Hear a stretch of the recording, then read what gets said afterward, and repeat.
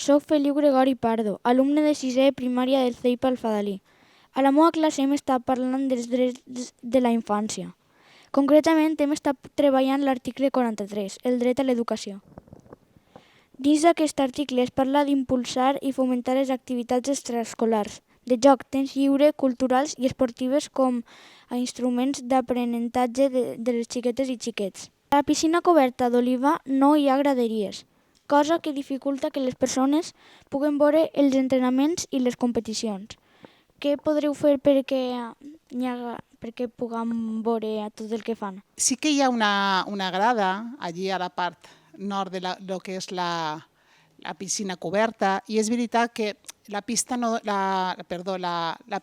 dona, l'espai no dona per a fer més graderia, perquè sí que tenim unes grades. Perquè si no això comportaria que els xiquets, quan eixiu de la piscina, podeu enganxar-vos en algun ferro i això. Però mirarem si hi ha possibilitat de posar-ho en algun lloc més. Però en principi es va posar això perquè no hi ha espai per a fer-ne més.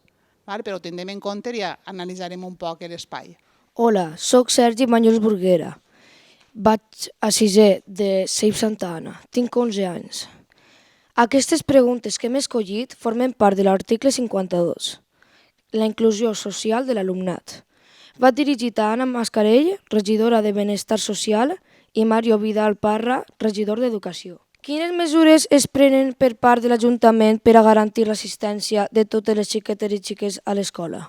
És un dels principals problemes que teníem per a aquest curs acadèmic i era una demanda ja molt comuna dels nostres centres educatius.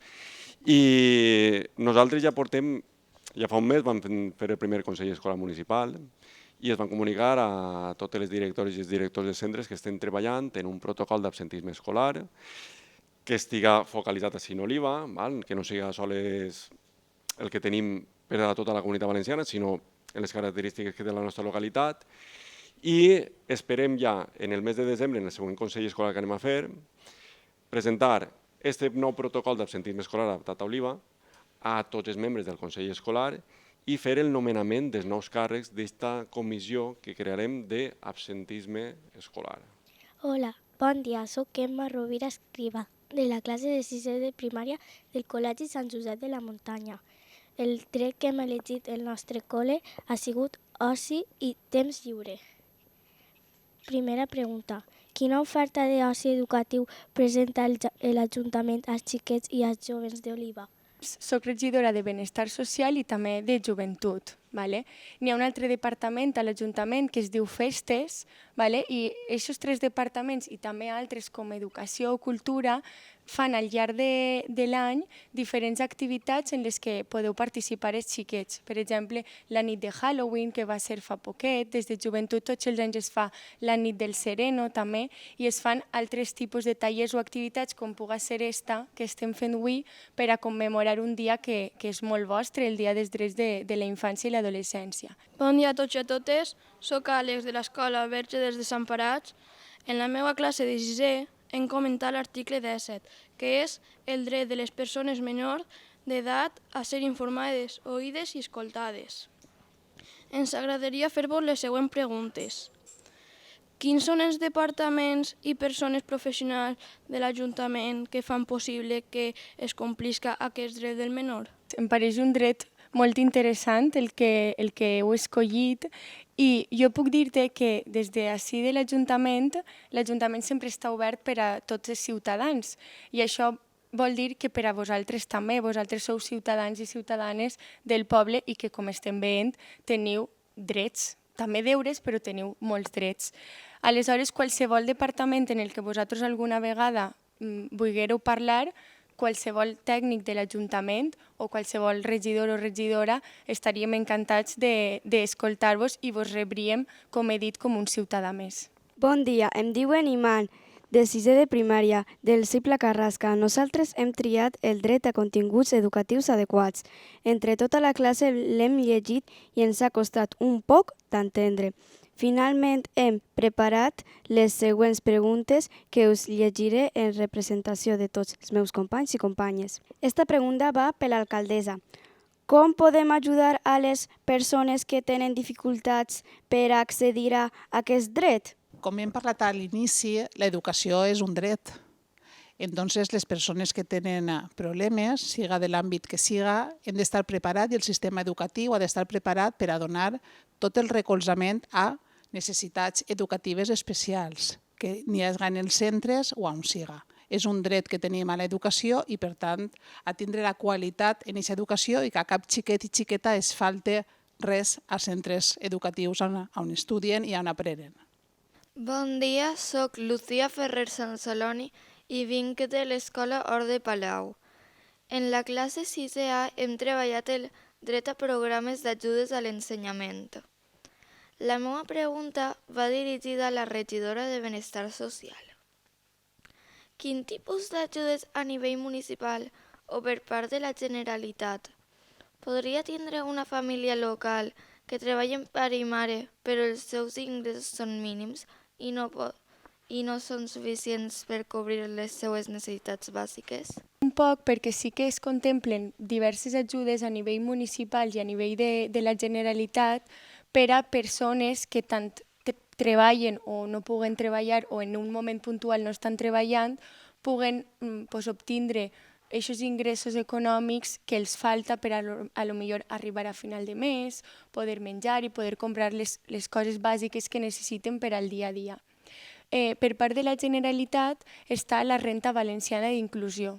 És una ajuda econòmica, però no sols econòmica, també professional, que pot ajudar a aquesta gent que a lo millor sí que treballa a poder tindre un ingrés més per arribar a final de mes. Soc Fenoia Gregori i vinc de l'Escola Hort de Palau. En la classe 6B hem treballat el dret a l'educació de xiquets, xiquetes i adolescents en situació d'acolliment residencial o familiar. On és coneixedor de que un xiquet o xiqueta està en situació d'acollida. Mira, quan un xiquet o xiqueta està en una situació d'acollida, significa que per diverses circumstàncies no pot estar en la seva família i està en una altra família. Eixa família té que cuidar-lo, educar-lo, garantir que tinga cobertes totes les necessitats bàsiques i que puga desenvolupar-se de la millor forma possible. Aleshores, des de l'Ajuntament, si som sabedors de que existeix aquesta situació, tindrem que fer un seguiment a aquesta família per a veure que realment aquest xiquet està ben cuidat. Bon dia, soc Sebastián Pavel, de l'aula de 6A del CEIP Lluís Vives. Nosaltres hem treballat l'article 20 de la dret a la lliure associació i l'article 48, persones menors d'edat en conflicte amb la llei en residències socioeducatives. Primera pregunta. Quantes associacions d'ajuda de persones hi ha a Oliva? A Oliva no sabria dir-te un número exacte perquè n'hi ha moltes associacions que estan dirigides a ajudar a la gent, tant majors com menors, i sí que puc dir-te, per exemple, exemples com són Càritas que he comentat abans, està Creu Roja, el Bastidor ajuda també a xiquets i a xiquetes a fer els deures de vesprada. Després n'hi ha altres associacions que s'ocupen d'altres xiquets i adults que pateixen alguna discapacitat i també tenim associacions per a gent amb fibromiàlgia, és a dir, és un gran ventall de possibilitats que abarca tant la part educativa com la part social o sanitària i totes elles ajuden a la gent en allò que necessiten. Hola, soc Mireia, del 6B del Lluís Vives, i volia fer unes preguntes i propostes als governants de l'Ajuntament d'Oliva pel Dia del Dret del Menor. Voldria fer una pregunta sobre l'article 21. Creus que l'Ajuntament hauria de fer zones per a les reunions infantils i que siguin segures? Bona pregunta, Mireia. Realment sí que tenim diverses dependències municipals que podem aprofitar per a fer aquestes reunions que dieu que voleu fer reunions infantils i que siguin segures. No sé si alguna vegada heu anat a la Biblioteca Tamarit o a la Biblioteca de l'Envic, heu anat? Ahí teniu, per exemple, en la Biblioteca Tamarit, en la primera planta, teniu ahí una zona que podeu fer les reunions. I també tenim en la Biblioteca de l'Envic, segons entrem, a mà esquerra, teniu també la sala de reunions. A banda, no sé si sabíeu, així en Oliva tenim un total de 66 parcs i jardins per tot arreu. En alguns sí que tenim zona d'esbarjo per a poder-nos reunir i fer les nostres xerrades. Bon dia, Yolanda. Soc Nerea Cardona Bertomeu, de la classe de 6è B del Col·legi El Rebollet. Els meus companys i companyes i jo mateixa hem estat treballant els drets del menor i d'entre ells hem triat el dret que tenim a un medi ambient saludable. Pensant en com tindre un medi ambient saludable al poble, ens hem fixat en els mitjans de transport públics i hem notat que Oliva no està molt ben comunicada amb la resta de la comarca. Pensem que amb una bona reivindicació, encara que no és nova, seria lluitar per establir la connexió per tren amb Gandia i la resta de les poblacions. Per això, volíem saber des de l'alcaldia quina és la idea que té l'Ajuntament respecte a aquest tema i quines són les accions que tenen previstes durant aquesta legislatura per millorar les connexions amb la resta dels pobles de la comarca. També havíem pensat en que l'Ajuntament podria assignar algun tipus de subvenció per adquirir mitjans de transport no contaminants per als xiquets i xiquetes del poble. Què li sembla aquesta proposta? El transport públic és un dret que tenim i, per tant, des de l'Ajuntament, en aquest cas com a alcaldessa del poble, hem de continuar reivindicant el transport públic perquè és un dret que tenim. Jo crec que vosaltres ho sabreu, l'any que ve fa 50 anys que Oliva no té tren. En l'any 1974 el tren se'n va anar. Aquell entonces es deia que era per a una millora de les vies, però se'n va anar i mai més ha tornat. Per tant, hem de reivindicar, alçar la veu, sobretot des de l'alcaldia en companyia de tot el poble, per a que torne el tren i el transport públic, perquè és un dret que tenim com a ciutadans. I no poden, el Ministeri i la Conselleria no pot oblidar-se d'Oliva. Bon dia, Yolanda. Soc Andreu de la classe 6A del Col·legi El Rebollet. Hem parlat dels drets que tenim com a xiquets i xiquetes i hem treballat en més profunditat l'article 58 sobre la inclusió social. Promoure els drets de la infància i de l'adolescència i la participació activa en la societat és una tasca de tots. Tenim aquestes propostes que suggerim que es pugui crear un Consell Infantil i Juvenil, un espai per a que puguem expressar-nos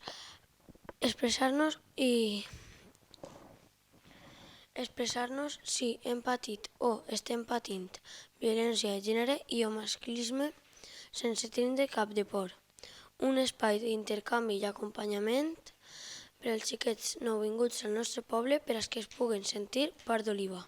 Ja estem treballant per a que el més prompte possible pugui existir aquest Consell que no sols participaran adults que tenim que participar perquè al final estem ací i és on es prenen les decisions, però el més important és que participareu xiquets i xiquetes dels diferents col·legis d'Oliva per a que es pugueu traslladar, igual com esteu fent avui, les vostres preguntes i propostes i tots junts en aquest Consell poder treballar i poder dur-les endavant.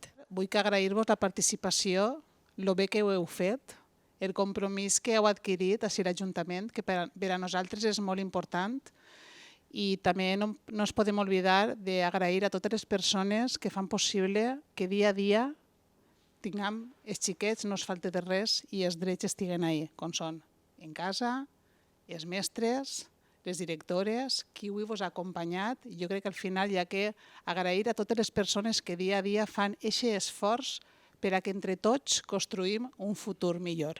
Gràcies.